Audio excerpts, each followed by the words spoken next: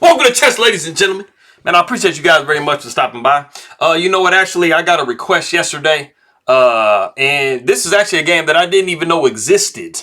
I never knew that Eugene Torre played Bobby Fischer, but of course, you know, they were really great friends for a long time. Bobby Fischer did play kind of like a rematch with Boris Spassky in 1992. So definitely, he kind of helped him out for that. So this is one of their training games they play. This is the only game that is known, as far as I know. So it's just game one. But yeah, man. So all of my people that are coming from the Philippines, I would say mabuhay to you. It is morning, magandang umaga. Almasal tayo. Let's go get something to eat. And the good thing about this particular game is it was requested. And it is going to have, a Philippines player, the legend, Eugene Torre. But it is also going to satisfy another one of my other peoples on a Bobby Fischer tip. So, it's kind of covering all the bases, man. So I appreciate the suggestion, homie. But yeah, man, if you guys are ready to go, let's take a look, see what we got for this game, son. So we got the move E4, best by test. So even though Bobby Fischer is playing black, he's probably pretty happy to see E4 on the board. And he goes the Sicilian defense. Now, for those of you that either play the Sicilian or play against the Sicilian as white, obviously one of the things that white is wanting to do, whether they go E4 or D4 to open the game, is they do want that ideal E4, D4 center. So black has a lot of openings that are kind of centered around just disrupting that. And this is one of them, and this is actually the most aggressive way to play against the E4, D4 idea. Very imbalanced, aggressive play. So basically white says, hey man, I'm going to go ahead and do the Sicilian Alapin against that because I see your idea and I'm going to one-up your idea with my own idea. Obviously, as you guys probably are aware from both sides, when C5 is played, at some point, white is going to want to play the move D4. So black is basically saying, when you play D4, I'm going to capture with the wing pawn, and I'm going to have the majority in the center and not you. So white is basically saying, I see what you're trying to do, homie, but that's not going to work, son. So we do see the move knight to F6. You really don't want to allow D4 to come in immediately, so you kind of have to counterattack. So we do see knight to F6. We got the move E5. Knight goes to D5. We got D4. Pawn takes D4. And then knight to F3. Of course, there is no pawn capturing because this knight is completely hanging. So that is why we do not see that. We do see the move knight to C6. We got bishop to C4. We see the move E6. Pawn takes D4. So now white has basically gotten, their goal that they were trying to achieve. They have the nice center. They have a really nice advanced E-pawn. And it's kind of wedging into black's position. And that is going to become relevant later. But moving on, we do see the move D6. Black, usually when they play the Sicilian defense, they do lack a little bit of space in the center. A lot of times they either have like a pawn on D6 that's backward, or they have like an E6, D6 thing. So they do have somewhat of a passive position, but it is dynamic and aggressive though. We do see castles by white. Bishop goes to E7. We see queen to E2. We got castles by black. We got queen to E2. And then we do have A6. And as of 1992, even as of today, this is actually pretty current play. A6 is the move that kind of steers you really, really far away from like the theory of the day. It is really kind of halfway down, probably about 8 or 9 moves down as far as what is played today and even at the time. But it's a very logical situation. Like I said, so we do have A6 and, B5 is going to be coming. And that is actually what we see after the move A3. We have the move B5 and we do have the novelty of the game. But obviously, as you guys know, in the Sicilian, you are going to be seeing A6, B5 a majority of the time. But if we just do back up a couple of moves, after we see the move A6, it might kind of seem like, hey, man, can I just win a pawn?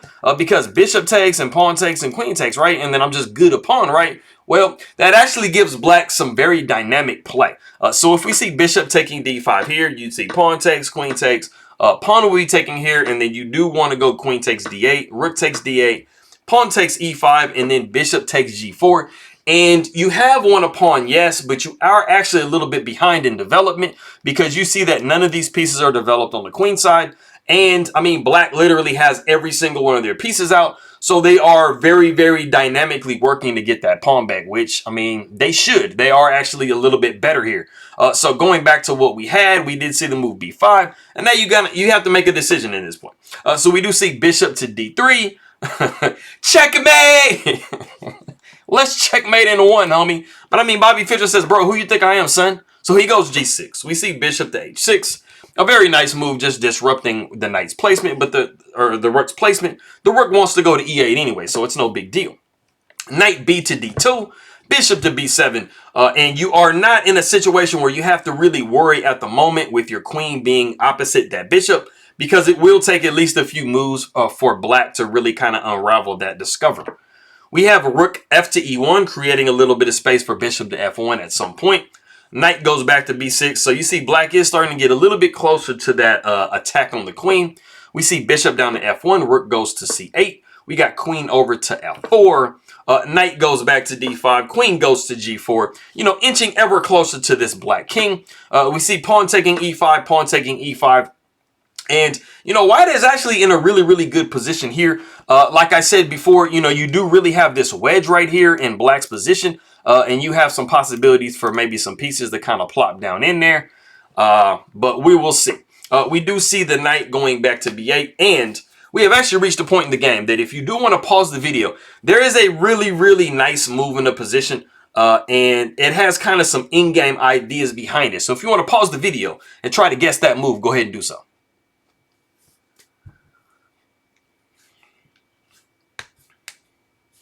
All right, cool. So one of the things that you should notice in this position is that it is somewhat open. That's one of the main things that you should recognize if you're white, is that the position is somewhat open. Another thing, like I said, you should notice that you kind of have, this should light up to you some outposts on d6 and f6. Those are some somewhat weak squares in the black's camp. So if you notice all of that and you're thinking going into an in-game, what I like to try to have. It is not always the case where this is just completely winning, but I mean, it is beneficial a lot of the time to have the double bishops. And that is something you can really kind of not really force, but you can really make it not so beneficial for black to hold the bishop pair. And you really want black to, trade one of their bishops for one of your knights.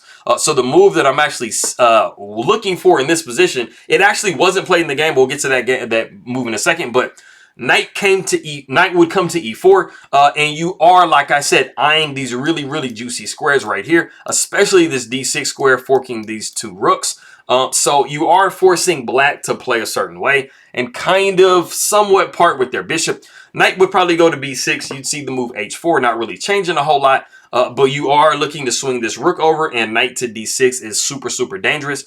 So in this position, the computer deems it necessary for you to go bishop taking e4. And so what you are getting here is you are getting the bishop pair from black. So it's not like it's completely winning, but it's definitely a much better position. But going back, we did see the move knight to b8, and we actually saw rook a to c1, which is actually a very legitimate move too. You're just contesting the open file, as you should do. Knight goes to d7. We see the move h4. So, we have kind of a similar position. Rook takes c1, rook takes c1. We got queen over to b8. Just double attacking this pawn. And then we do see the move rook to e1. And black's whole goal, after they go queen to c7, was just basically to try to take over this c file in a dynamic way. So we do see bishop going back to d3. Obviously, this is like the absolute best spot for the bishop to be. We do see knight to c5, and that does force us to go bishop to b1. Like I said, you do want to preserve your bishops. We do see the move f5. We got pawn taking f6 on passant. We have knight taking f6, tickling the queen. Where does the queen want to go? I want to go to d4. You actually had a lot of options in the position where you wanted to take your queen, but I mean, this is a beneficial spot too. We do see queen to d6. We got bishop down to g5. I mean, after attacking that rook, the bishop wasn't really doing a whole lot on h6. So, kind of get it back into play a little bit. We do see queen taking d4, knight taking d4. And you are double attacking this e-pawn, and it cannot be pushed. So you're more or less forced to go bishop to d5. We see rook over to c1. Knight goes to a4, tickling that pawn on b2. But we are looking for some dynamic play. And we're also, looking for bishops. Like I said earlier, you did have an opportunity to go knight to e4 to grab some bishops. So, I mean, you're kind of doing the same thing now. Does black want to trade on c6, or do they want to, give up the bishop on e7? you do kind of have an issue with this knight if you are able to take this bishop off the board. So that is why we see king to f7. We see knight down to e5, king goes to g8. We got knight to c6, king back to f7, and then we do now see knight taking e7. So, you know, white has managed to get the bishop pair after all. So the rook does take e7. We see the move b3. That knight has to kind of get out of there because it was attacking our pawn. So we do see knight going back to b6. We got the move f3. Just trying to, you know, it's not beneficial now, of course, because of bishop takes e7. But we are trying to restrict black's pieces as much as possible. So we do see a rook sliding over to b7. We see bishop up to d3, knight b to d7. That was the whole idea for rook to b7. It might have looked strange at first, but you are looking at a situation where you want to redirect this knight. Not only is it, you know, going with the other knight protecting, you do want to coordinate these knights usually in games. You know, it's just opening that up. So we do see the move king to f7. We got knight down to e5, and we absolutely want to preserve these bishops, like I said.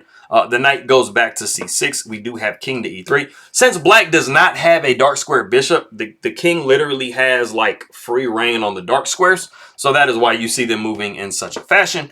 We got knight back to e7. We got the move g4. Just gaining a little bit of space. And also, you know, we don't have any knights hopping onto the rim and trying to live anywhere in white's position. So we do see rook over to d7.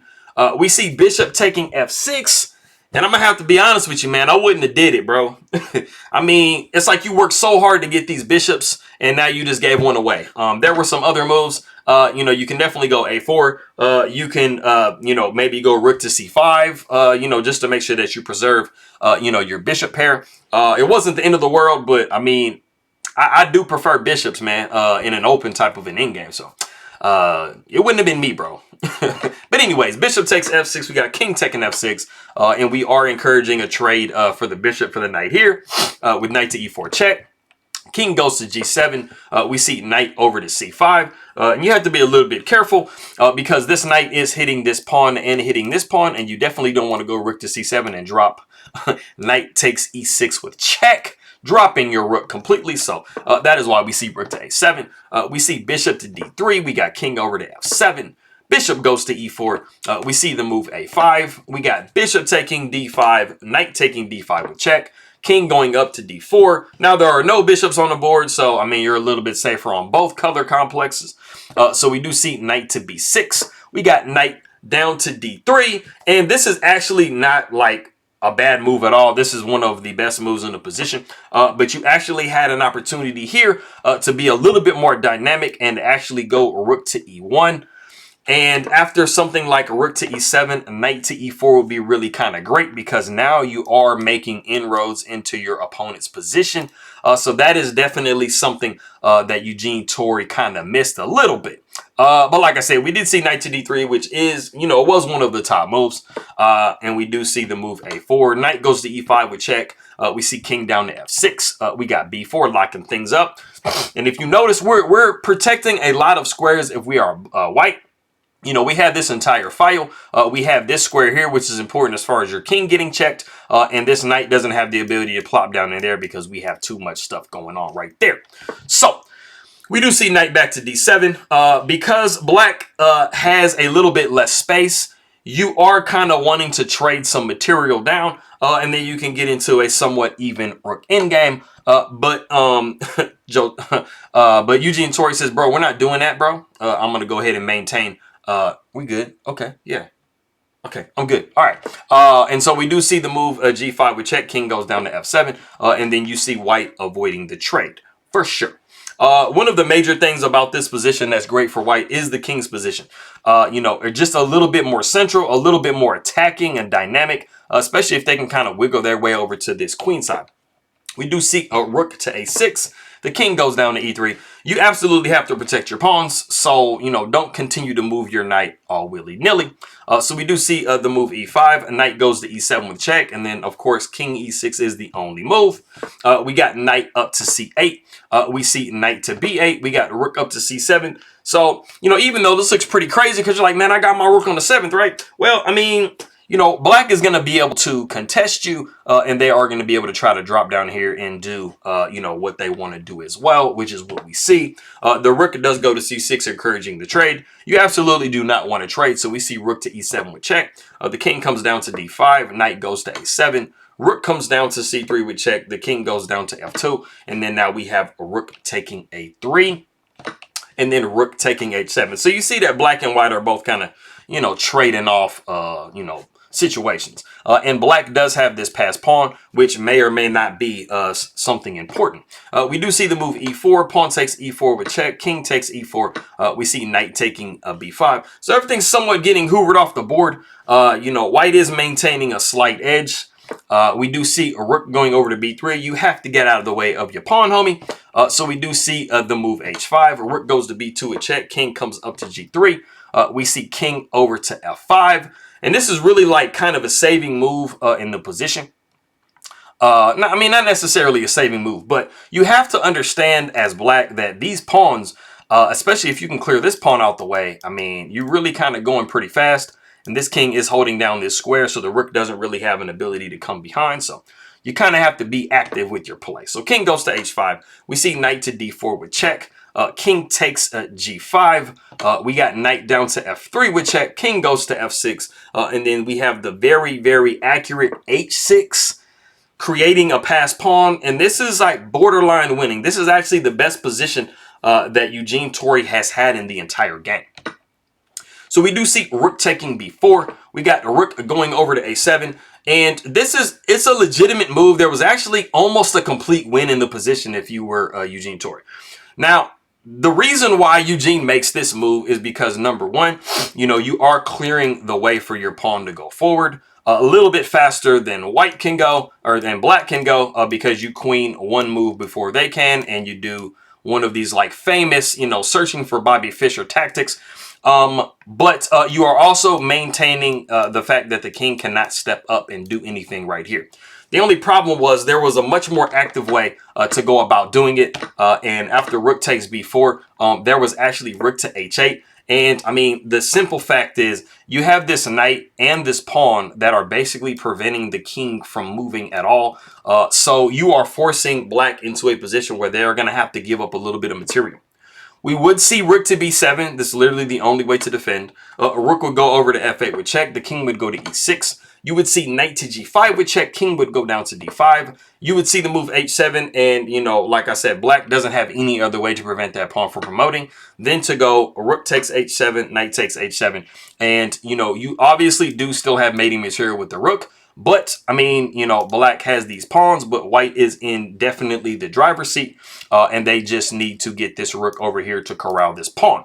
So that is what we could have seen, but we didn't. Like I said, we did see the move rook to a7, and then we have rook to b5. And so, you know, Bobby Fischer has found a way to defend against this passed pawn. We do see knight down to h2. Rook goes to h5. We see knight to g4 with check. We got king over to e6. Rook takes a4. Knight goes to d7. So you see that compared to the position you just saw, this has allowed black to kind of regroup and re-coordinate their pieces in a much better way than was able to be done in the other position. So Bobby Fischer definitely did escape the claws in this one here. So we do see rook to a6 with check. The king goes back to f7. We got rook to a7. Pin it and win it. We got the rook sliding over to d5. We got the move h7. We see king to g7. Knight goes to f6, and we do see rook to d1. It is in this position that the players agree to a draw. Obviously, you cannot take here because this knight is protecting even though it's pinned, which is really confusing. I understand. But this king is protecting this queening square right here. And you just kind of have to shift back and forth. If either player kind of strays away from what they have right here, this kind of setup, you know, you are pretty much going to just trade down to even material, and it's going to be a draw. So, training game accomplished. And Bobby Fischer went on to beat Boris Spassky in their rematch. So I appreciate you guys very much for stopping by, and I'll see you guys next time.